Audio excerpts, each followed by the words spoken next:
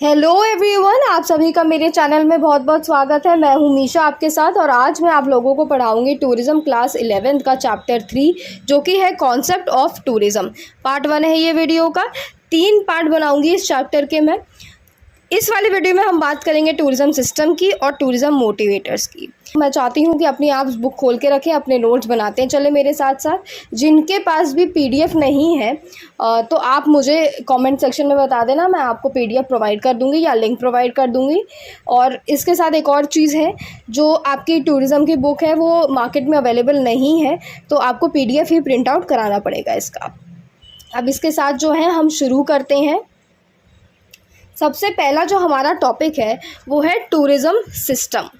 Okay, tourism system हमारा क्या होता है इस बारे में हम बात करेंगे। कोई भी एक्टिविटी होती है, कोई भी मैकेनिज़्म होता है, उसका क्या होता है, एक सिस्टम होता है, एक और प्रोसीजर होता है जो कि फॉलो करना पड़ता है।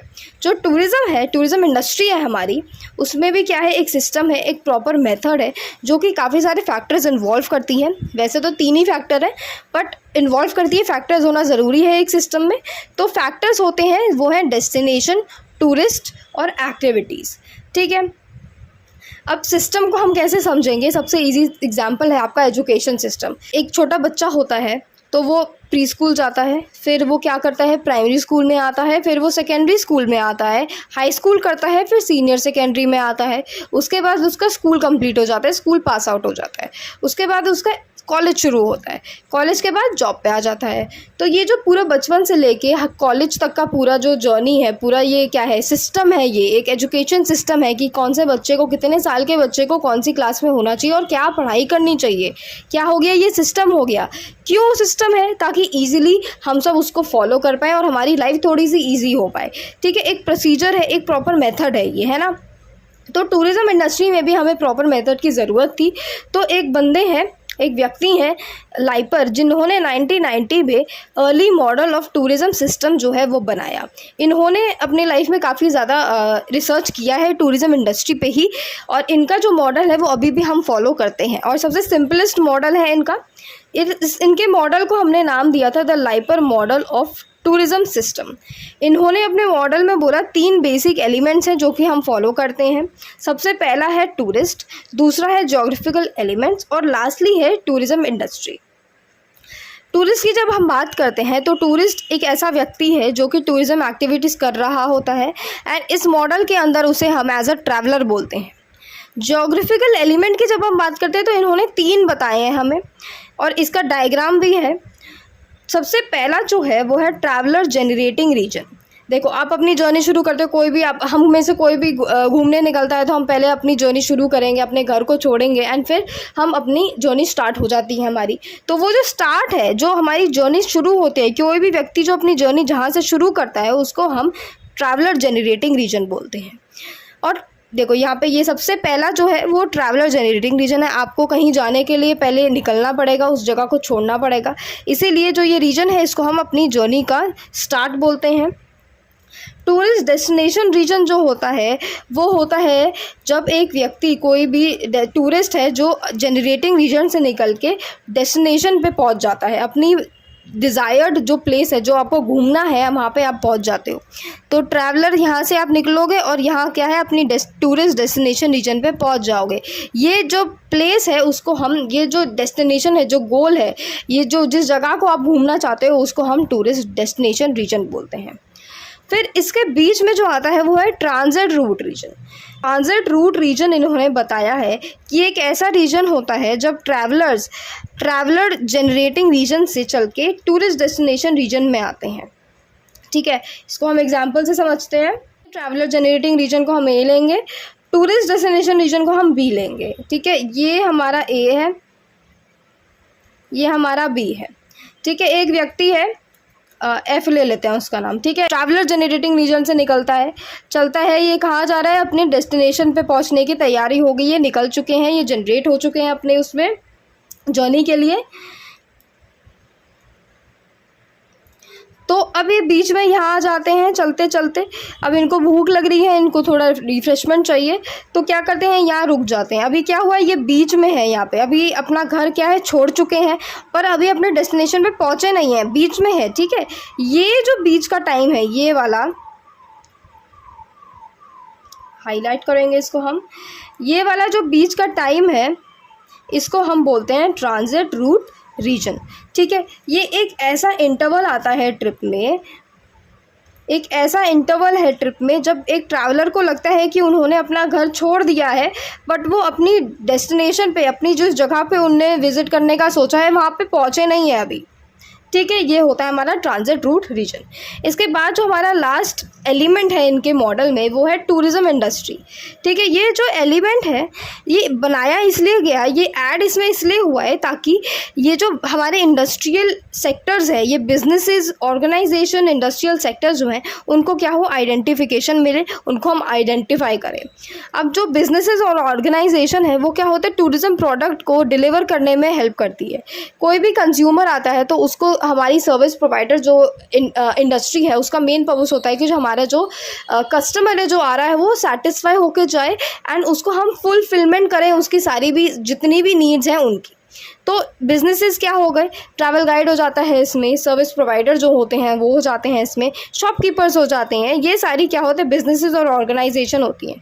एंड ये साथ मिलके टूरिज़्म प्रोडक्ट को डिलीवर करने में मदद करते हैं। इसीलिए जो हमारा टूरिज़्म इंडस्ट्री है वो थर्ड एलिमेंट इन्होंने रखा है। ओके, इसके बाद हमारा आता है टूरिज़्म सिस्टम को हम push and pull factors based tourism system भी बोलते हैं। ये क्वेश्चन 1 मार्कर में आ सकता है कि टूरिज़्म सिस्टम का दूसरा नाम क्या है, आप बता देना, ये है सिंपल सा। अब इसको समझते हैं कि ये पुश एंड पुल फैक्टर क्यों बोलते हैं हम इसको। There are certain factors in the traveler generating region that pushes, मतलब motivates a tourist to go to a tour, while certain factors that is tourist attraction, tourist destination region which pull the tourist towards it. Okay, देखो traveller generating हम reason हमने समझा कि क्या होता है। अब ट्रैवलर जनरेटिंग रीजन को हम पुश बोलते हैं, पुश फैक्टर बोलते हैं, पुश मोटिवेटर्स बोलते हैं। ठीक है, कि मतलब ऐसा कौन सा रीजन हो रहा है, ऐसा कौन सा फैक्टर हो रहा है जिसकी वजह से आपको घूमने जाने का मन होता है। इसमें क्या आ जाता है कि आपने बहुत सारा काम करा है, आपको छुट्टियों का वक्त है, आपको छुट्टियों का ज़रूरत है, आपने बहुत सारा काम किया है, आपने बहुत ज़्यादा पढ़ाई करी है। अब ऐसे हर रोज़ होता है ना कि आप बहुत घंटे पढ़ते हो तो आपको लगता है कि हाँ चलो अब थोड़ा इंस्टाग्राम देख लूँ, अपने बंदे से बात कर लूँ, अपनी बंदी से बात कर लूँ, अपने दोस्तों से बात कर लूँ। ये क्या है, ये एक पुश फैक्टर है कि हाँ ठीक है अब मैं ब्रेक ले लेता हूँ, बहुत पढ़ाई कर ली, अब मैं ब्रेक लेना ही है मुझे। That is a push factor. तो मतलब आप बहुत पढ़ाई कर लेते हो, तभी जून की छुट्टियों में सबको घूमने जाने का बहुत मन करता है, तो ये क्या है, मोटिवेट करता है एक टूरिस्ट को अपने टूर पे जाने के लिए, डेस्टिनेशन में जाने के लिए। उसी के साथ पुल फैक्टर क्या होता है, पुल फैक्टर होता है टूरिस्ट अट्रैक्शन। मतलब सुंदर सुंदर जगहें आप जब देखते हो कि यार यहाँ घूमना है मुझे, आज तो मैं यहाँ जाना चाहता हूँ, कोई भी ऐसी जगह हो जाती है आज या कितने दिनों के लिए भी कहीं पे भी आप जाना चाहते हो, तो वो टूरिस्ट अट्रैक्शन होता है। मॉन्यूमेंट देखना है, कोई नया रेस्टोरेंट खुला है, जैसे दिन में हो जाता है कि आपने बहुत पढ़ाई कर ली, आज शाम को इस रेस्टोरेंट में खाना खाने जाऊँगा, दैट इज़ टूरिस्ट अट्रैक्शन। ये अट्रैक्ट कर रहा है आपको कि मेरी तरफ आ। ठीक है, तो दिस इज़ पुल, कि आपको अपनी तरफ खींच रहा है। ये सिंपल सी है, इसको इतना डिटेल में हम नहीं पढ़ेंगे, आपकी बुक में भी इससे ज़्यादा इसमें नहीं बता रखा है। ये ज़्यादा से ज़्यादा अगेन 1 नंबर में ही आएगा। इसके बाद जो है हमारा आता है टूरिज़्म मोटिवेटर्स। जो पुश एंड पुल फैक्टर्स है ना, पुश एंड पुल फैक्टर्स जो हैं इनको भी हम एज एन मोटिवेशन फैक्टर्स में गिन सकते हैं, बट हम अब एक्चुअल में पढ़ेंगे कि मोटिवेशन फैक्टर्स होते क्या हैं। देखो मोटिवेशन क्या होता है, एक ड्राइविंग फोर्स होता है जो कि एक इंडिविजुअल को कुछ काम करने में क्या करता है, ड्राइव करता है कि हाँ यार ये मुझे करना है, ये this is motivation, I need to do this. क्यों, क्योंकि अगर मैं ये करूँगा तो मुझे अच्छा रिजल्ट मिलेगा इसका, वो मोटिवेशन होता है कि करना है, yes I need to do this, this is motivation. Okay, अब 2 व्यक्ति हैं इसमें, McIntosh, Goeldner and Ritchie. इन्होंने 4 कैटेगरी बताई मोटिवेशन की जो कि हम टूरिज़्म में देखते हैं। 4 क्या है, फिजिकल मोटिवेटर्स है, कल्चरल मोटिवेटर्स है, इंटरपर्सनल मोटिवेटर्स है, स्टेटस एंड प्रेस्टीज मोटिवेटर्स है। अब बात करते हैं हम सबसे पहले फिजिकल मोटिवेटर्स की।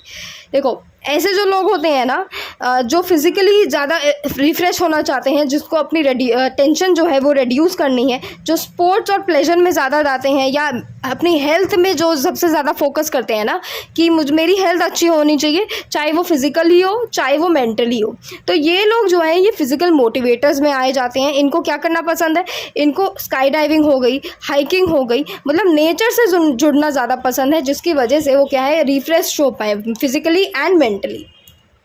इसके बाद जो आता है वो है कल्चरल मोटिवेटर्स। ऐसे जो लोग होते हैं ना जो कल्चरली मोटिवेट होते हैं, उनको लोगों के अलग अलग लोगों के lifestyle, music, art, folklore, dance, basically culture पसंद होता है इनको। ये चाहते हैं कि हम जानें कि दूसरे लोग कैसे रहते हैं, दूसरे लोगों का कुछ काम करने का ढंग कैसा है, वो कैसे गाने सुनते हैं, कैसी आर्ट है उनकी, और बेसिकली उनका जो लाइफस्टाइल है वो कैसा है। ठीक है, ये जो मोटिवेटर्स होते हैं ये इंसान को, व्यक्ति को पुश करते हैं ऐसी डेस्टिनेशन में जहाँ पे उनको एक अपॉर्चुनिटी मिलती है कि वो हिस्टोरिकल मॉन्यूमेंट्स घूमें, या म्यूज़िक कॉन्सर्ट घूमें, या आर्ट म्यूज़ियम्स जाएं, या अलग अलग तरीके के जो डांस हैं वो देख सकें। That is cultural motivators. इसके बाद हमारा आता है इंटरपर्सनल मोटिवेटर्स। इंटरपर्सनल सिंपल सी बात है, सभी को नानी के घर जाना बहुत पसंद है। ये आता है इंटरपर्सनल मोटिवेटर्स में कि मतलब आपको अपने फ्रेंड्स को विज़िट करना है, रिलेटिव्स को विज़िट करना है, नए लोगों को मिलना इन लोगों को पसंद होता है, और नए नए एक्सपीरियंस गेन करना पसंद होता है। ठीक है, ये जो मोटिवेटर फैक्टर्स होते हैं, ये जो मतलब ये ऐसे जगहों पे जाते हैं जैसे कि for home stage, to experience new culture, ठीक है, और नए नए रिलेशनशिप्स बना सकें, ये लोगों से दोस्ती का रिलेशनशिप बना सके या कैसे भी बना सके। इसका एग्जांपल क्या है, visiting families, friends and relatives, और attending a wedding in a family. ठीक है, लास्ट जो हमारा है वो है स्टेटस एंड प्रेस्टीज मोटिवेटर। ठीक है, इसमें क्या है, सिंपल सी बात है, अ desire for continuation of education. बहुत बच्चे होते हैं जो कॉलेज अपना अंडर ग्रेजुएट हो जाते हैं, पर उनको जो पोस्ट ग्रेजुएशन करने की लगी रहती है कि यार मैं मास्टर्स भी कर लूँ, और ये कहीं कहीं बहुत बार आउट ऑफ इंडिया जाते हैं या इंडिया में ही कर लेते हैं। ये जो होती है ना, ये पर्सनल डेवलपमेंट करने की इनको बहुत चाह होती है कि नहीं मैं और करना चाहता हूँ और पढ़ाई करना चाहता हूँ। ठीक है, ये जो रिकॉग्निशन है, ये जो ऐसे मतलब जो बूस्ट आता है अंदर से, ये पर्सनल डेवलपमेंट का, this is also to boost the personal ego of a person. ठीक है, ये कैटेगरी जो है ना, इसमें जो लोग हैं वो अपने पर्सनल डेवलपमेंट करते हैं हॉबी से रिलेटेड या एजुकेशन से रिलेटेड। ठीक है, हमारा जो पहला टॉपिक है वो कंप्लीट हो चुका है। पहले 2 टॉपिक जो है हमारे वो कंप्लीट हो चुके हैं। इसके बाद पार्ट 2 बनाऊंगी जिसमें हम बात करेंगे barriers and forms of tourism की। इसी के साथ ये जो वीडियो है वो कंप्लीट हो गया है। आपको ये वीडियो अच्छा लगे तो लाइक एंड शेयर करना, सब्सक्राइब भी करना, और कोई भी डाउट हो तो आप मुझे कमेंट सेक्शन में पूछ लेना। ओके, इसी के साथ अब मैं चलती हूँ। Bye bye, have a great day.